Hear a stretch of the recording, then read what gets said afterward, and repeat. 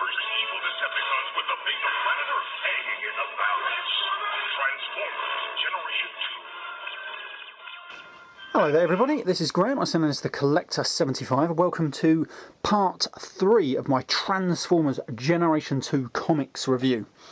So, we're starting here with issue number 7. Cover date is May 1994, I believe. Right, this is another great cover actually. This is another one I got signed by Simon Furman. Don't know if you can read it, he's signed in Biro. As you can tell, quite a few of these comics that are signed in Biro I got done at the same time. Which will explain things. Anyway, it's another great cover with Commander Jaxus just basically standing over a defeated Megatron. Another great cover. Right, so we go into it, and this one is called New Dawn, and this features for the first time some of the original Generation 2 toys. These were like Rotor Force and the not the Illuminators, the Laser Rods. The Illuminators was their European name, where for some reason we got most of the figures with different names. I'll never understand why they did that. For example, this guy is called Sizzle, but in the UK, this guy is called Jolt, but in the UK his name was Hot Rod.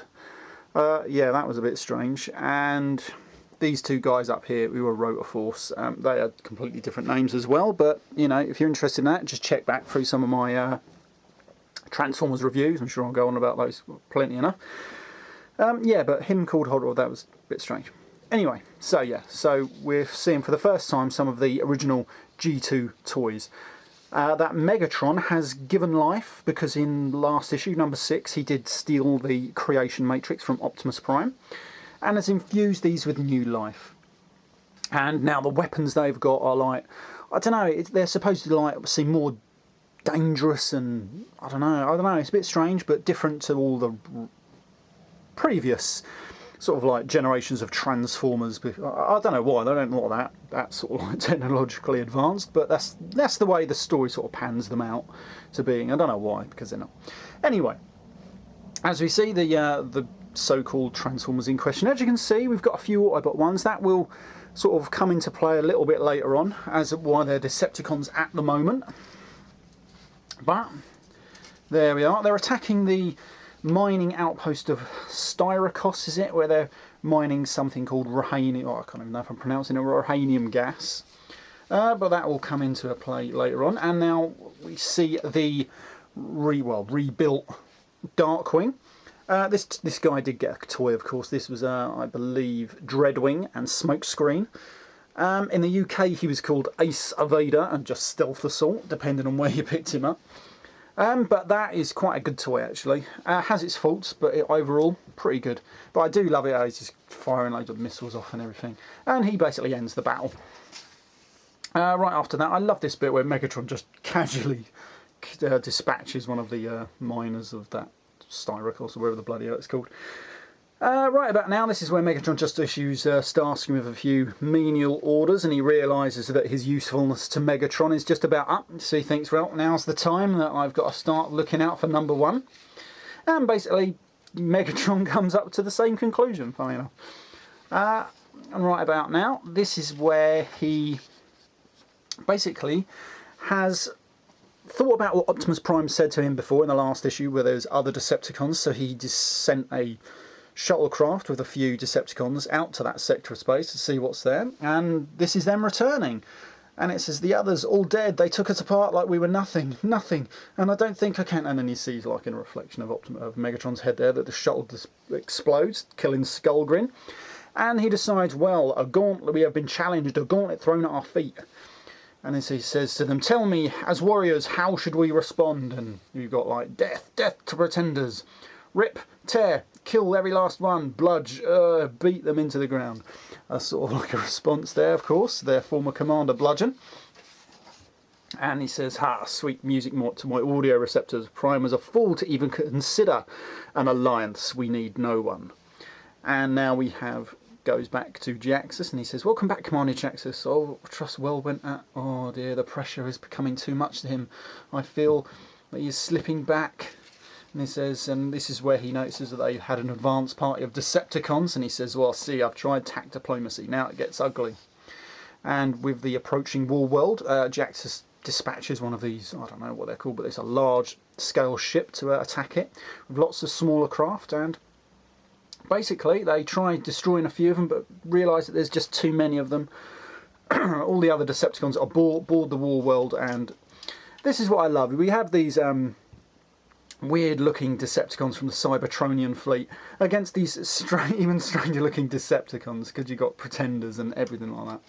And this is where we see the deaths of a few other our friends. We see Runamuck dies, Quake is destroyed, Stranglehold's gone, Crankcase, Ruckus. Is it Crankcase? Might be actually just Ruckus. But they're all destroyed, and basically the Decepticons actually get annihilated by the Cybertronians. Sorry, they do love putting these adverts in these. And Megatron, Starscream says to him, he goes, we've got to get out of here. And he says, never, never retreat. He hears only the voice that commands, so he goes after Jaxus. And so Megatron makes his presence known. He starts beating up on Jaxus, saying, goes fast, but evidently ignorant of who you dare strike. Otherwise you would know to challenge Megatron is to invite certain death. I know who you are. You're a dark reminder of all we once were, all we would like to forget. And this is where we see Jax is actually a lot more powerful than Megatron. He beats him up, and with Megatron there on the brink, he fires and almost kills him, and then he sort of like basically enters planetfall. And we all think that Megatron is dead, but he's still alive and he wants revenge. Now we go to Tales of Earth Part 4. Optimus Prime is being repaired on that table there, and he thinks back to how many times him and Megatron have basically played out this cosmic sort of charade, or whatever you want to call it. And then we've got loads of images way back to G1. And if you can always pick up what all these images back to what issues, that's quite cool. I can't remember them all offhand.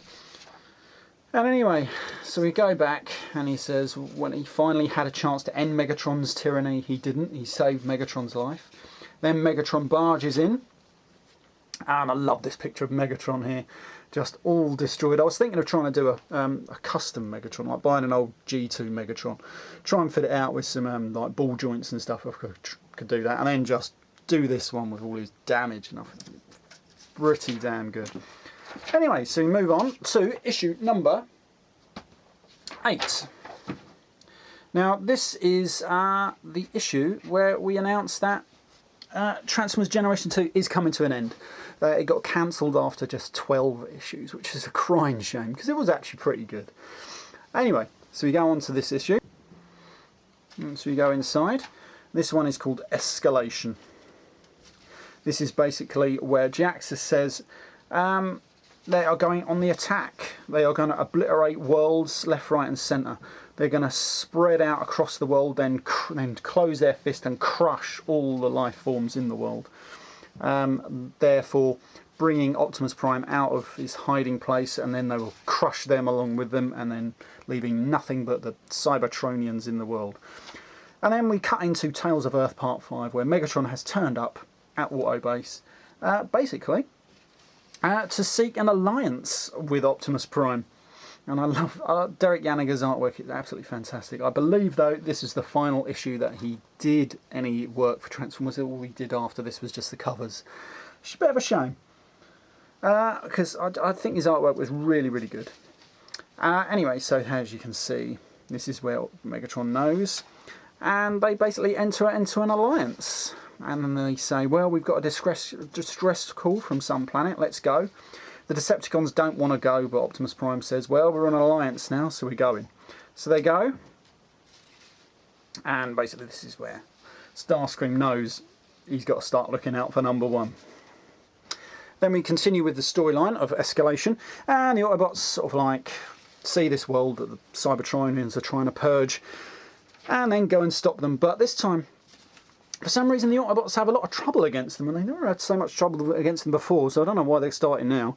But we see who dies there. I think we have Smokescreen and Ironhide dying there in an explosion. Actually, no, I think it was just Smokescreen, because we see Ironhide, all right. But I believe Inferno actually dies just around here, somewhere like that. Yeah, there we go. Drops a building on him.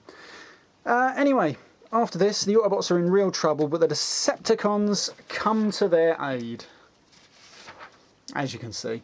And the Decepticons, with the combined team of the Autobots and Decepticons, managed to dispatch all of the Cybertroners. And here we see Megatron saying, "How gratifying to be given a chance so soon after our previous encounter to set the record straight, to show these pale imitations what we and only we may truly call ourselves Decepticon." And it's pretty good because they then destroy them. Know what I mean? And that is it. And then basically the Autobots and Decepticons go back aboard the War World, and it says, "Lord Megatron, we have a problem. Starscream is missing." And then we head off into issue number 9.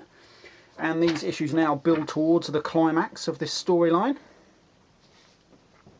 This one is Waking Nightmare. And this is where Optimus Prime, or so you think, he's having another one of his visions. But this time, it's all true. This is exactly what was in his visions, is now looking like it's actually all true. This one is just entitled Swarm. The planet here has seemed to have been, I don't know, sort of not assimilated, but it's definitely been, all the mechanical elements of this planet have been stripped down and absorbed by something. And Perceptor's doing his best to analyse everything and what have you. Not much going on, but as you can see, now we have where the Cybertroners are trying to purge this primitive world. And then suddenly they get attacked by, he says, "Oh, mate, yes, I'll detach an airborne unit to check it out. Northwest. Now, which way is..." And they see this swarm coming towards them, and then it starts eating them, basically. And that's it. It's so fast, too fast for the swiftest reflex, or the fleetest foot. And it starts eating it, and it can't be destroyed. And they try different things. They try transforming. It tries, you know, but it disperses. Too small for a target lock. And then basically it just kills them all. The swarm passes by, even less aware of organic life than it is of the Cybertronians. And then it comes up with this, against this Decepticon called Mindset. "What are you? Tricursu, what are you? What do you want?" And the swarm reacts, and it actually thinks. It says, "What are you? What do you want?" It considers. There was a sense in the food it had just consumed, of familiarity, almost belonging. In this one it is stronger. It understands in a remote detached fashion that it has a purpose and need. And so it mimics his form of a sort of like a humanoid form. And then, as usual, he tries transforming into this thing. And they actually did a Generations toy of Mindset, which kind of looks like this, but not exactly. Shame they didn't do it in green though, it was in blue. If they'd done it in green, it would have been a lot better. But he tries fighting it, but it does kill him in the end. And for some reason it has a reaction against Onslaught there. Don't ask me why, but it says that there's sort of like connections in Generations and stuff like that, how you get... Oh, I don't know, I can't remember it now. But Optimus Prime feels it too. And we have Jaxus on some planet, and of course Starscream, in classic fashion, is about to betray the Autobots and Decepticons, just like he always does. Then we have Tales of Earth, where they are on their secret base on Earth. They are analysing Perceptor's findings, and they find that they are Cybertronian in origin. And this is where Optimus Prime comes clean about his visions. But unfortunately, just as actually, I can't remember if he tells them, he doesn't tell them, but this is it. And he's basically telling them that something else, something is coming. But they don't get a chance because now they're attacked.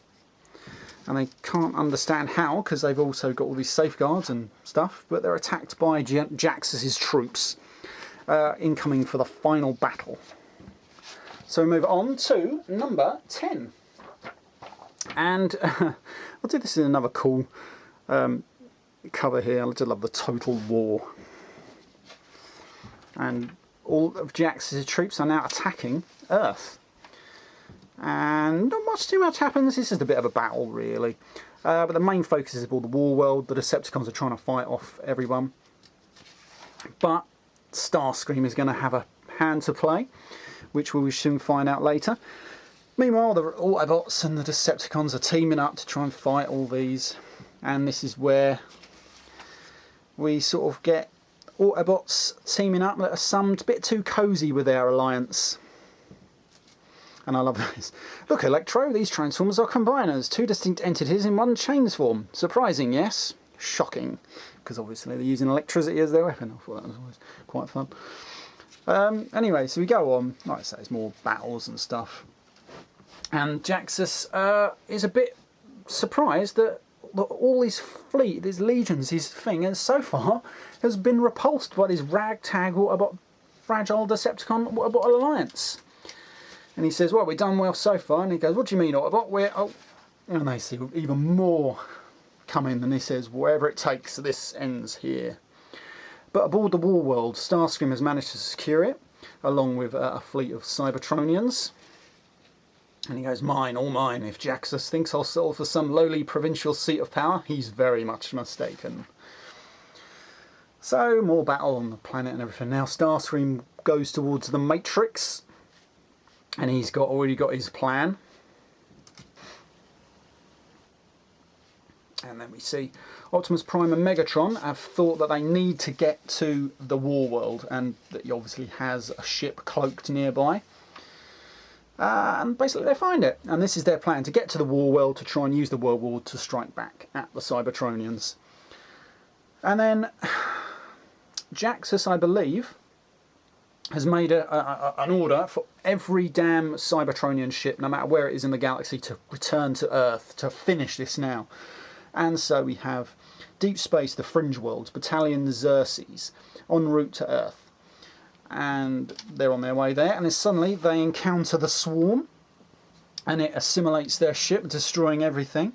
And it says, with the absorption comes the clearest signpost yet, an order logged in the memory of a computer now one with the Swarm, an order to return to Earth.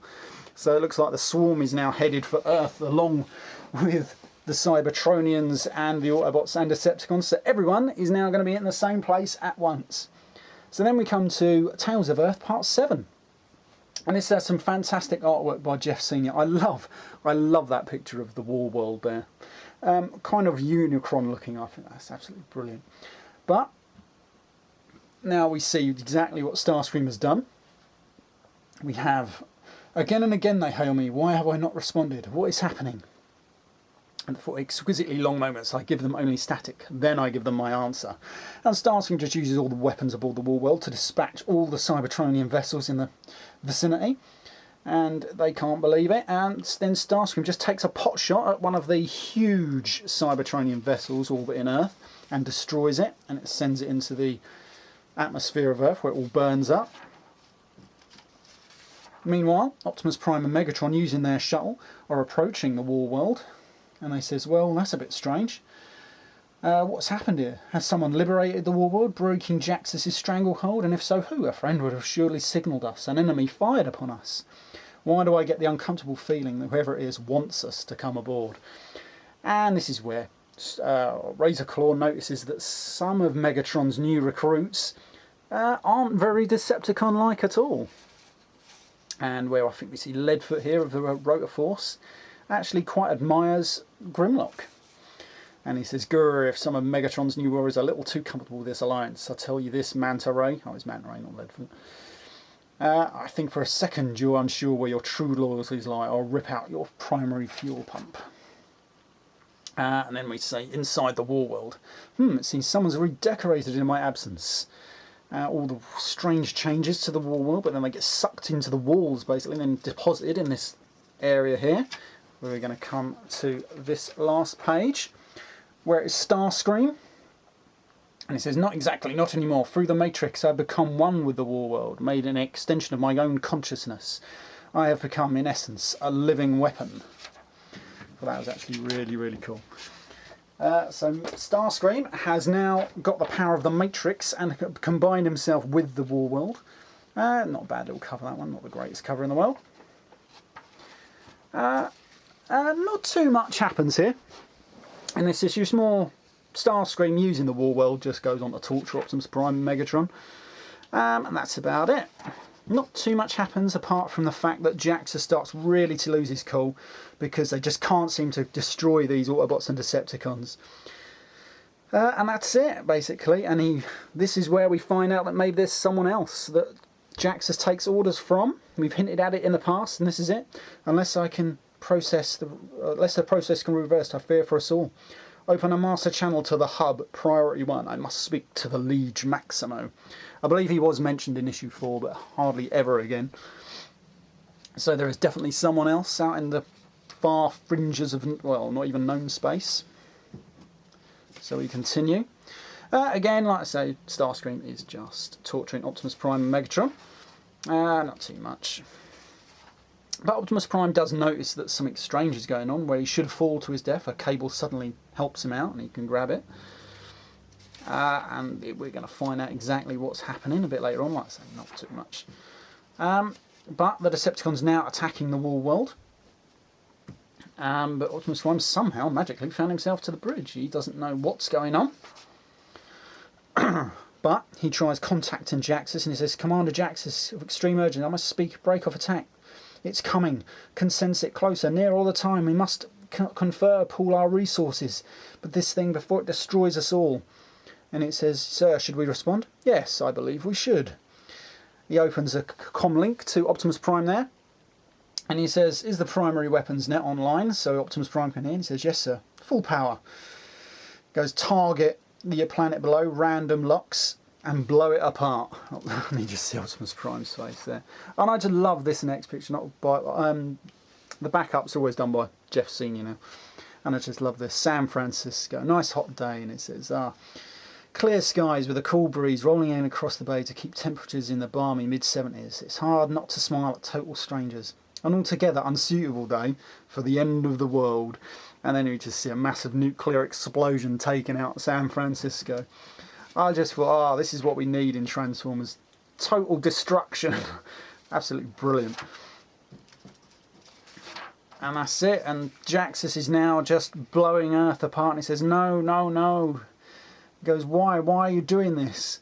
And he says, again, fire again. And then suddenly the blast comes from the War World. And it can only be Starscream. Oh. And he says, Starscream, is that you? He goes, what motive could you have possibly for wanting to save the Earth? And he says, I have no motive. The fate of the fleshings mean nothing to me. Nothing. And yet, it's as if I have to protect them. Like suddenly it's more important than even my own life. What's happening to me, Prime? Help me. I don't want to be good.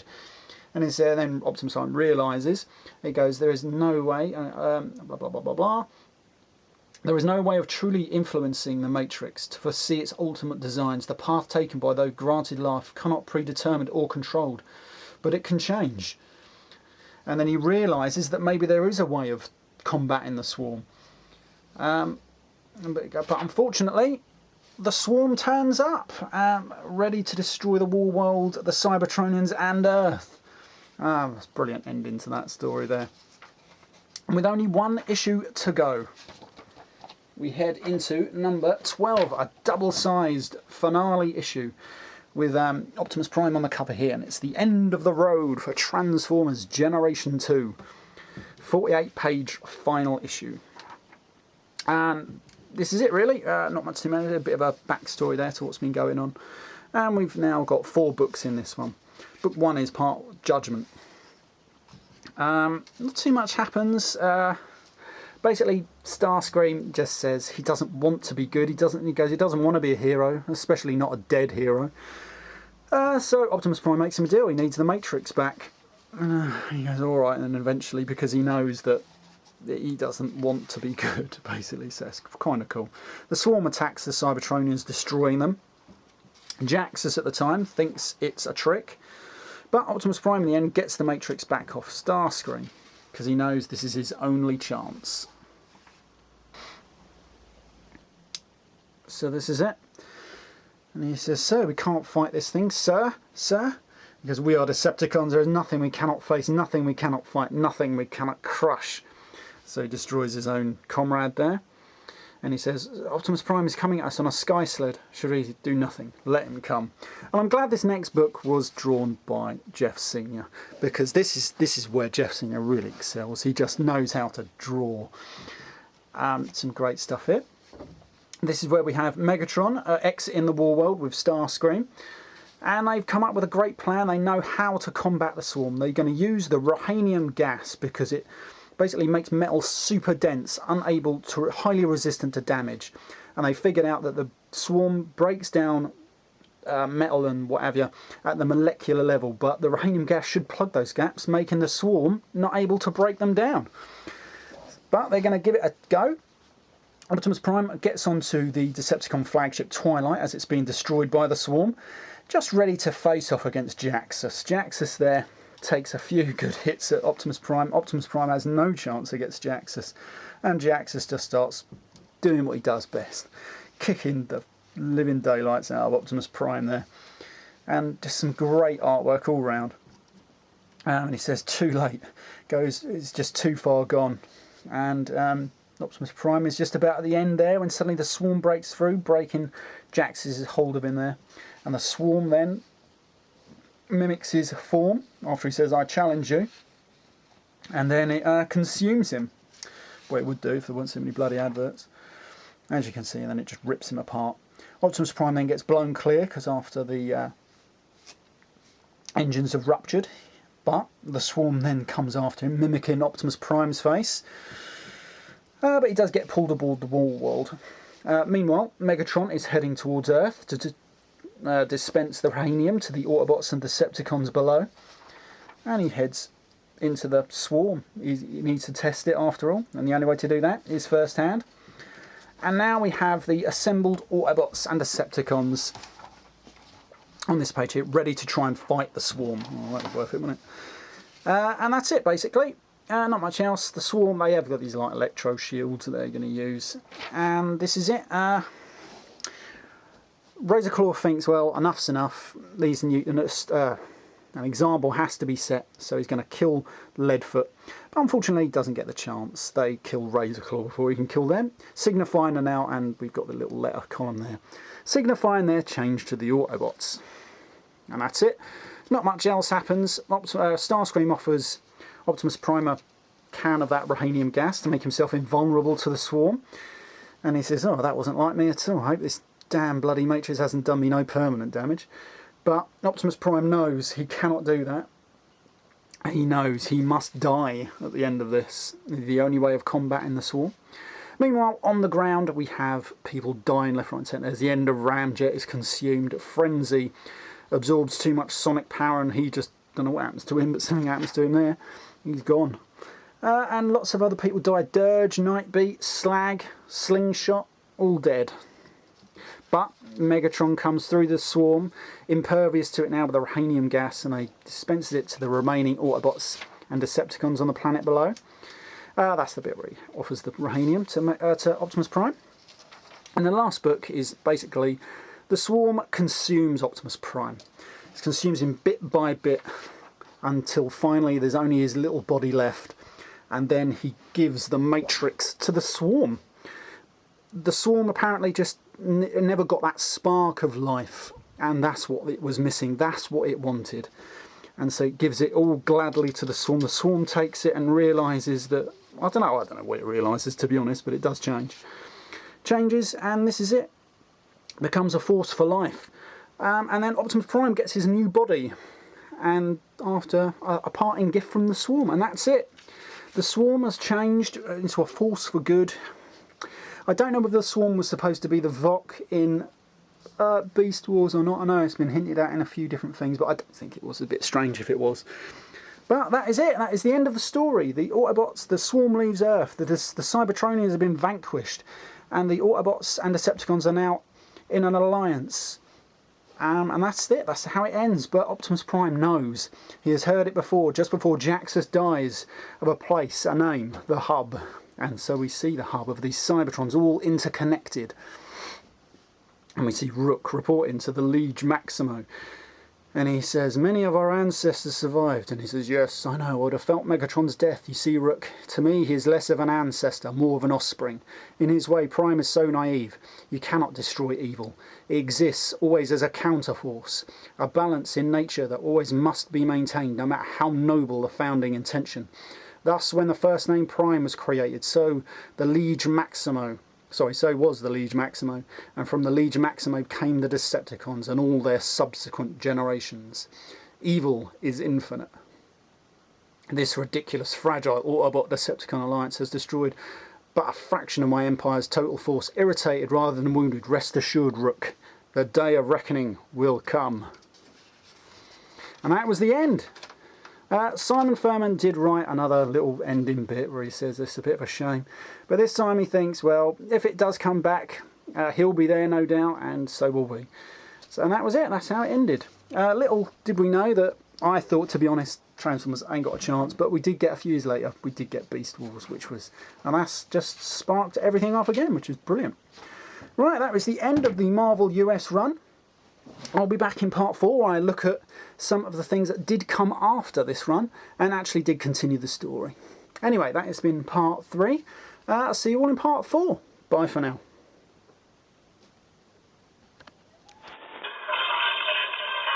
Heroic Autobots versus evil Decepticons with the big predator hanging in the balance.